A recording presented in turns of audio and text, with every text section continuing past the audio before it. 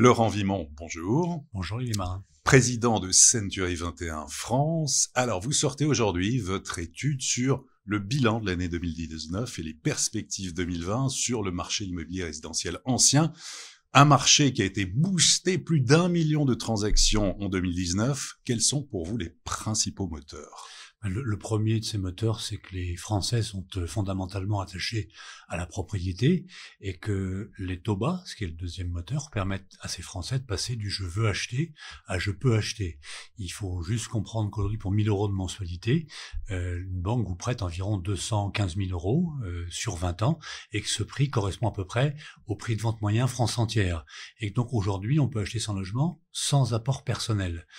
Que ceux qui sont propriétaires, eux, bénéficient de plus-values importantes, en tout cas dans les grandes villes de France, et quand on ajoute la plus-value au taux bas, on achète plus grand ou différent. Cela fait quelques années déjà que le marché de l'immobilier fonctionne bien en termes d'activité, 3-4 années de suite, mais vraiment 2019 a été exceptionnel. Plus d'1 million de transactions, ça fait 35 ans que je fais ce métier, j'avais jamais vu. Alors c'est, à mon avis, et comme vous l'avez dit, assez exceptionnel. Je ne pense pas que ça se reproduira. En tout cas, ça me semble assez compliqué. On est sur un marché qui est un marché extrêmement dynamique, avec un élément qu'il faut souligner, c'est que les prix, on peut augmenter. Moi, je m'attendais à des prix qui augmentent plus fortement dans un marché d'offre et de demande. Quand il y a plus de gens qui veulent acheter, de gens qui veulent vendre, mécaniquement, ça va monter les prix. Et le bilan qu'on a dressé en 2019, c'est que sur les maisons, les prix des maisons ont augmenté d'un peu plus de 1%, les appartements de 3%, donc ça reste une hausse mesurée. On vient de dépasser cette année les plus hauts historiques qu'on avait connus en 2011. Même si l'on a des marchés à plusieurs vitesses entre le marché à Paris, l'Île-de-France et puis les régions. Alors, même en Île-de-France, il y a de grosses disparités. Vous avez effectivement Paris intramuros qui continue à grimper à 10 500 € du mètre carré. Voilà, on sait que Paris est un marché de pénurie, puis que les acheteurs sont friands du marché parisien, acheteurs étrangers. Et puis, vous avez en Île-de-France des grosses différences. Vous avez les Hauts-de-Seine et le Val-de-Marne qui augmentent de 8%, mais la Seine-et-Marne, elle, qui augmente de 3%, je crois. Donc, il faut vraiment distinguer les grandes familles de marché. Paris est sa première couronne, et la seconde couronne qui est les plus raisonnables. Et puis, effectivement, vous l'avez dit, dans les grandes villes de France, comme Bordeaux, Lyon, Marseille, il y a des hausses qui sont importantes parce que les gens veulent acheter principalement en centre-ville, dans les grandes villes. Et puis l'immobilier qui répond plus que jamais à tout ce qui est incertitude liée à la retraite, ça aussi c'est quelque chose qui existait déjà, mais qui a été renforcé, qui se renforce de plus en plus. On voyait ce phénomène dans Paris intramuros. Dans Paris, une vente sur 3 a été faite à titre d'achat locatif. Ce qu'on a vu cette année, c'est qu'on a une hausse de 25% de ces achats, et qu'aujourd'hui, ces achats représentent une vente sur 4 au niveau national.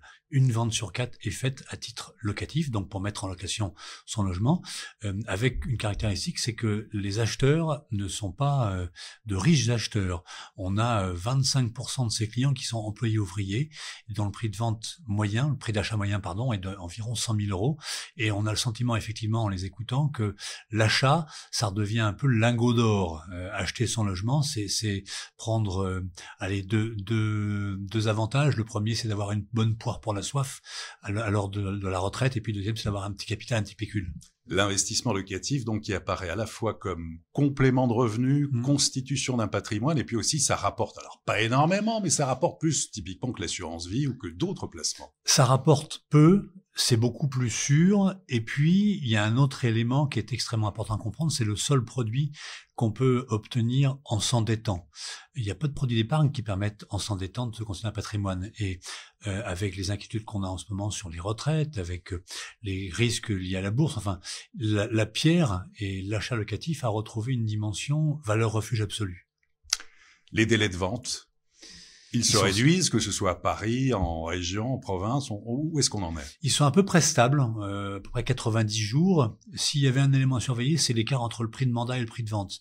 Vous parliez de perspective, moi j'ai le sentiment aujourd'hui qu'on est sur un marché où les stocks se sont fortement dégradés, où il y a une forte demande d'acquéreurs en face, et où on commence à avoir des vendeurs qui anticipent un peu trop tôt et un peu trop fortement les évolutions de prix de marché.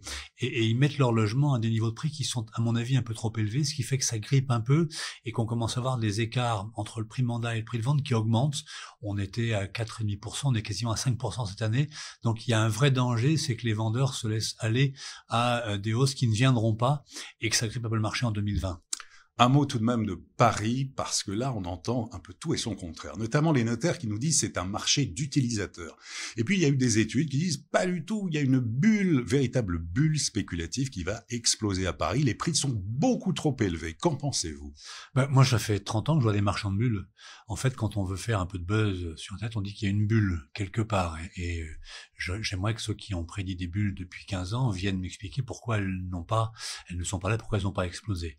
Je pense Paris, que les notaires Paris, oui. ont parfaitement raison et que les gens qui achètent à Paris achètent pour se loger principalement ou mettre en location. Et que l'achat immobilier, c'est pas un achat de spéculation, c'est un achat d'usage. On achète ou bien pour se loger ou bien pour mettre en location. Et globalement, il faut comprendre que ce marché produit extrêmement peu de logements, qu'en face, il y a une demande qui est extrêmement importante et puis qu'il y a des plus-values qui sont incroyables. En 10 ans, les prix ont doublé, ce qui fait que vous avez acheté un appartement il y a 10 ans 200 000 euros, il en vaut 400 000.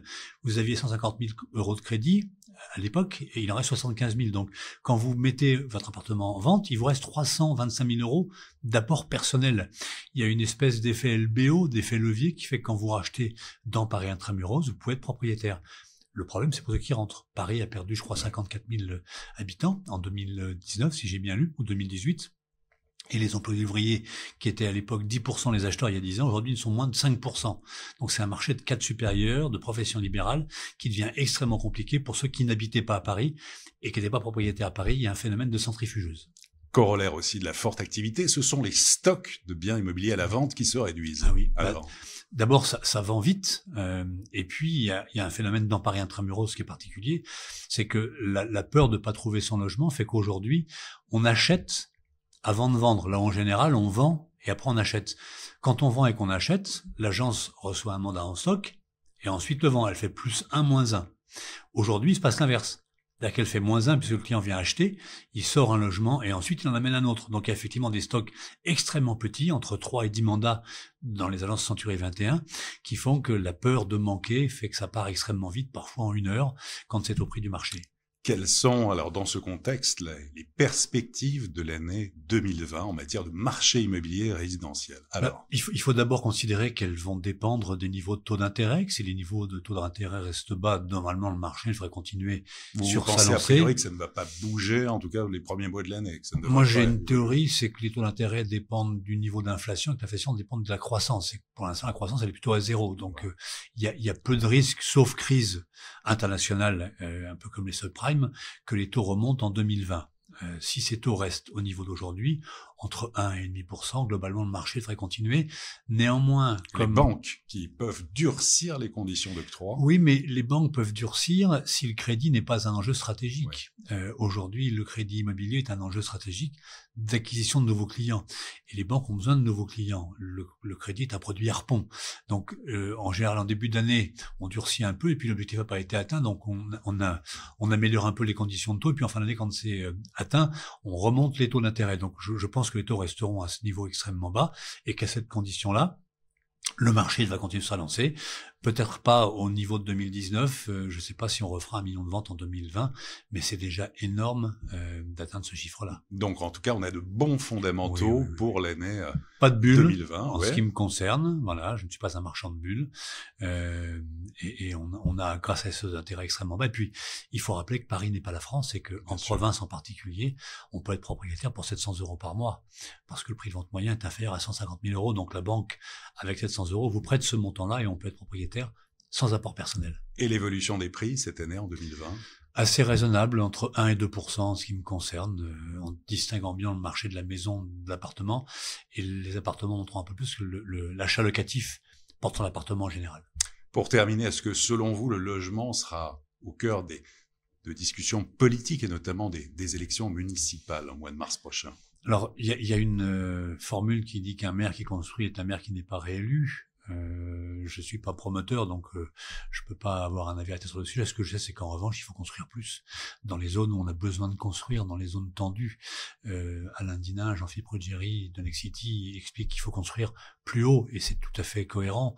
Il faut construire plus dense. Pourquoi se limiter à des 6 étages? Pourquoi pas 10 étages? Enfin, sans tomber dans la folie des grandes tours, mais qu'on a besoin de construire dans les grandes villes de France. Et si on ne construit pas, les prix continueront à monter. Laurent Vimont, merci beaucoup. Merci de votre accueil. Et à très bientôt pour une prochaine édition du Club Imo.